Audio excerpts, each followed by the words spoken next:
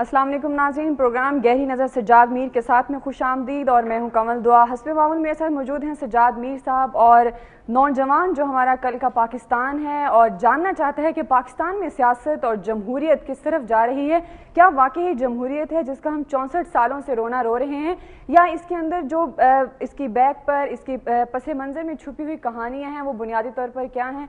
Welcome all of you. और नाज़रीन, जैसे कि आप जानते हैं कि एक दिन के बाद 23 मार्च है और 23 मार्च जो है जो हम तजदीद के तौर पर इस दिन को मनाते हैं, और इस दिन के हवाले से बहुत सारी बातें जो हैं, बहुत सारी तशरीहात हमारे सामने आती हैं। क्या ये सेकुलर स्टेट है या इस्लामिक स्टेट है, इस हवाले से भी मैं आपसे जानूंगी। लेकिन आज सबसे पहले जो बड़ा अहम वाक़या है, वज़ीर आज़म तौहीन अदालत केस की समाअत और एतजाज़ ऐसे ने जो दलाइल हैं वो शुरू कर दिए हैं। आप इन दलाइल को किस नज़र से देखते हैं?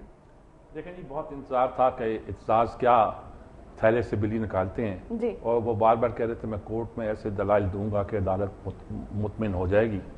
और कल से उनका लहजा कुछ ऐसा दिखाई देता था कि लोगों ने एतराज़ात उठाने शुरू कर दिए थे।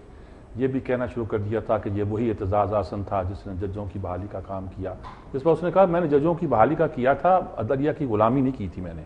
लेकिन ये लहजा उन्होंने इख्तियार करना शुरू कर दिया था और लगता था कि शायद ये कोई बाबर अवान तो नहीं बनेंगे, लेकिन एक टफ स्टैंड देंगे कोर्ट में। और मेरे ख्याल में उन्होंने टफ स्टैंड दिया भी है। और वो टफ स्टैंड ये लिया है उन्होंने कि उन्होंने जो जवाब दिया था उसमें ये बात शामिल थी कि उन्होंने इस जजों पर जो इस बेंच में शामिल है अदम एतमाद का इजहार किया है। आसिफ खोसा ने पूछा उनसे, उन्होंने 5 जजों पर पहले इतराज़ किया था कि ये वो जज हैं जिन्होंने वज़ीर आज़म को पहले ही तौहीन अदालत के मुकदमे से पहले ही मुजरम करार दे दिया था। 6 ऑप्शन बयान कर दिए थे, उनको बददियानत कहा था, उनको कहा था कि वो गोया हल्फ की पासदारी नहीं की। तो जब जजों ने फैसला पहले दे दिया तो उनसे क्या हम तवक्को करें कि मुकदमा सुनेंगे। बज़ाहिर तो दलाइल मजबूत लगते हैं, लेकिन जो फैसला दिया गया था मेरा ख्याल है कि कोर्ट को ये बात अब सुन लेनी चाहिए, क्योंकि जब फैसला दिया गया था तो गोया उसी वक्त उन्होंने तौहीन अदालत का मुर्तकब करार दे दिया था। उन्होंने रेफर कर दिया था लार्जर बेंच को। ये सिर्फ उनकी रिस्ट्रेंट थी, तहम्मुल था कि वो बात को सुन रहे थे, इनको मौका दे रहे थे। आज कहा भी आसिफ खोसा ने कि हम तो आपको मौका दे रहे थे कि आप इस बात को देखें, सुने, गौर करें। और उसके बाद 7 जज वो थे, उसके बाद रिव्यू हुई 8 जज। तो आसिफ खोसा ने कहा 15 जज तो आपके खिलाफ फैसला दे चुके हैं जी। अब आप मजीद किसका इंतजार कर रहे हैं? यानी अदालत जिस बात को, मुकदमे को डिले करके, पोस्टपोन करके जरा आगे ले जा रही है, आगे बढ़ाना चाहती है और इनको मौका देना चाहती है, वो उसको वो और तरह से इंटरप्रेट कर रहे थे। तो आज वो बात भी हुई जिसपे उन्होंने कहा कि इसका मतलब है कि बेंच बन ही नहीं सकता। 17 जजों ने मुकदमा सुना था और जब 7 जजों ने फैसला दिया और कहा लार्जर बेंच बनाओ, तो उस वक्त अदालत में 16 जज थे कुल। एक जज अभी अपॉइंट नहीं हुआ था, तो बाकी जो 9 जज थे उनमें से एक जज गए उनके पास, चीफ जस्टिस के पास। उन्होंने कहा मैं गिलानी हूं, मेरी रिश्तेदारी है वज़ीर आज़म से, मैं इस बेंच में नहीं बैठना चाहता।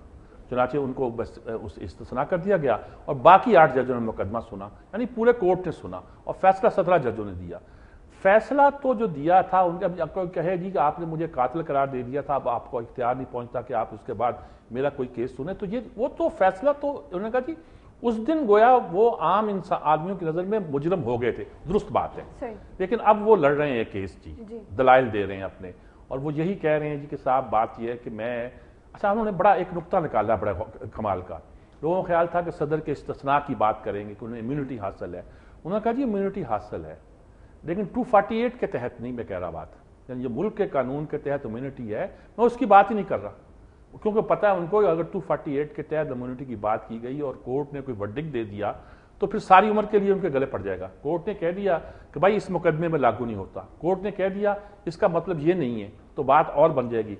उन्होंने कहा कि आलमी इस्तिस्ना हासिल है, इंटरनेशनली सदरों को, सदूर को ये इम्यूनिटी हासिल होती है, मैं वो मांग रहा हूं जो आलमी सतह पर होती है।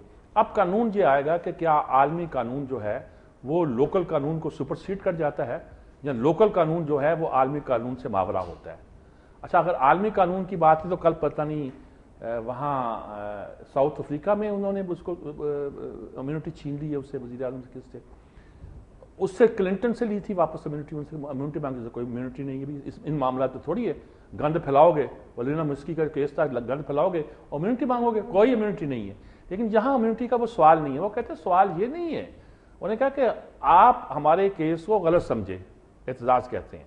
मैं ये नहीं कह रहा कि इसको रिव्यू करो, रिवाइज करो अपने डिसीजन को, नहीं, آپ نے فیصلہ ٹھیک دیا ہے، میں اس پہ گفتگو نہیں کر رہا، فیصلہ ٹھیک دیا ہوگا، لیکن اس پہ عمل درآمد نہیں ہو سکتا اس وقت تک جب کہ آصف زرداری اس ملک کے صدر ہیں۔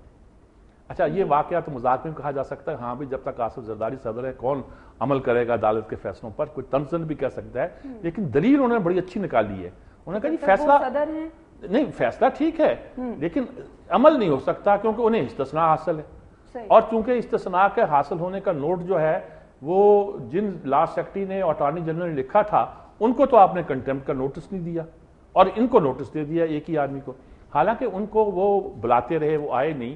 عدالت نے سوچا کہ اصل کام جو ہے جنہوں نے فیصلے پہ عمل درآمد کرنا ہے وہ وزیر اعظم ہے، ان کو ہی بلایا گیا۔ کیس تو لمبا بنے گا لیکن اعتزاز احسن کہتے ہیں پیسے پورے کر رہے ہیں، میرا مطلب نہیں فیس لی انہوں نے، میرا مطلب ہے کہ بینچ پر عدم اعتماد کا اظہار بھی کیا، جیسے آصف سعید کھوسہ سے بھی جو ہے ان کی تھوڑی تلخ کلامی ہوئی، وہ اس کا مستقبل کیا ہوگا؟ مستقبل یہ ہوگا جی دیکھیں یہ تو ہوگا لیکن جج تو نہیں بدل سکتے، اس لیے نہیں بدل سکتے کہ یہ اتنے جج ہیں ہمارے پاس جی، اب جج کہیں اور سے ڈھونڈ کے کہاں لائیں جو وزیر اعظم کا مقدمہ سنے، لیکن وزیر اعظم کی جو آج لینگویج ہے، جس طرح وہ بات کر رہے ہیں، کانفیڈنٹ ہیں، لگتا نہیں جیسے ان کے خلاف کوئی چارج شیٹ ہے، اگر ہے تو وہ جیسے جانے کے لیے سامان باندھ کے بیٹھے ہیں، انہیں کوئی پریشانی نہیں اس معاملے میں جو ہونی چاہیے۔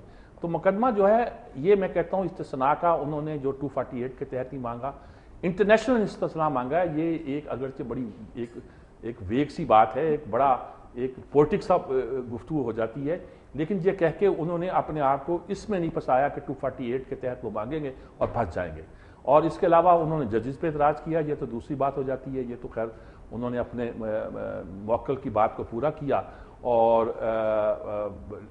لیکن کورٹ کے لیے شاید پاسبل انہوں نے یہ بھی کہا کہ اسی دن آپ نے مجرم قرار دے دیا تھا جب آپ نے مجرم تو اسی دن قرار ہوئے تھے نا، اس کے بعد انہوں نے کہا مجرم تو یہ ہیں، 6 آپشن ہیں ان میں سے ایک کو ہم اڈاپٹ کریں، 6 میں سے کون سے لیں؟ انہوں نے کہا چلو ہم توہین عدالت والے لے لیتے ہیں فی الحال، تو یہ اسی جرم کی سزا مل رہی ہے انہیں، اسی جرم کی سزا مل رہی ہے جو اس کورٹ نے فیصلہ کیا تھا، تو یہ کورٹ سننے کا مجاز کیوں نہیں؟ جب انہوں نے مجرم قرار دیا ہے اور اس کا آرڈر نہیں مانا تو توہین کا مقدمہ تو یہی سنیں گے نا جی۔ انہوں نے اپیل کر دی لارجر بینک پہ، لارجر بینک نے سن لی، 15 ججوں نے یہ کر لیا، 17 ججوں کا ویسے ہی فیصلہ ہے، تو کہاں سے جج لائیں گے جی نئے؟ لیکن یہ چونکہ وقت گیند بھی کرنا ہے، بات کو آگے بھی بڑھانا ہے اور مقدمہ بھی بنانا ہے، وہ کر رہے ہیں خود احتجاج کے لیے۔ ابھی آج جو صدر ہے سپریم کورٹ بار کے یاسین آزاد، یہ انڈیا سپریم کو ہمارے گئے ہیں، وہاں 209 جج گئے ہیں، تو واگا بارڈر کراس کرتے ہوئے کہا کہ اچھا ہے کہ یہ خط لکھ دیا جائے، ہاں کیونکہ یہ بڑی غلط بات ہوگی، پریسیڈنٹ اچھا نہیں ہوگا اگر تصادم کی راہ اختیار کی جائے گی۔ مطلب بڑا کلیئر نظر آتا ہے کہ تصادم کی راہ ہے، آپ ان کی بات مان نہیں رہے، اور بات نہ ماننے کی صورت میں جو صورتحال ملک کے لیے پیدا ہوگی وہ کوئی خوشگوار نہیں ہے۔ یہ سارے کاغذ میں نہیں پھیلایا کرتا، آپ کو پتہ ہے زبانی بات کرتا ہوں، میں نے یہ ساری چیزیں اس لیے رکھی ہوئی تھیں کہ مختلف چیزیں مختلف جگہ جو سامنے آئی ہیں اس کو دیکھ کے کوئی چیز نظر انداز نہ ہو جائے جی۔ اس مقدمے کے حوالے سے ہی 15 ججز نے کہا ہے اکاؤنٹ، یعنی کہ ہاں ایک بات اور کہی سپریم کورٹ نے، دیکھیں نا یہ کاغذ دیکھنے سے مجھے یاد آ گئی، وہ یہ کہی کہ صاحب یہ تو آصف زرداری کو استثناء تھا، لیکن اور لوگوں کے پیسے بھی تو سوئس بینکوں میں ہیں، بالکل آپ ان کے پیسے ہی منگوا لیجئے گا، یہ 6 کروڑ چھوڑیے، وہ خط تو لکھیے گا، آپ لکھ دیجئے گا صدر کو استثناء ہے، ان کو رہنے دیجئے، باقیوں کا فیصلہ کر دیجئے گا۔ اچھا مطلب یہ کہ ایک آدمی کی آڑ میں کیا باقی بھی بچ جائیں گے؟ اچھا یہ کمپلیکیشن پیدا کی ہے انہوں نے، یعنی اس پورے کیس میں، لیکن یہ بات یہی ہو سکتی ہے کہ کڑاکے کی وہ جنگ جاری ہے اور کانٹے کی لڑائی ہو رہی ہے، لیکن اس سے انصاف کا بول بالا ہوتا ہے کہ نہیں ہوتا، یہ تو بات کی بات ہے۔ ادارے اگر ٹکرائیں گے اور اداروں میں یہ صورتحال پیدا ہوگی تو یہ ملک کے لیے کوئی خوشگوار بات نہیں ہوگی۔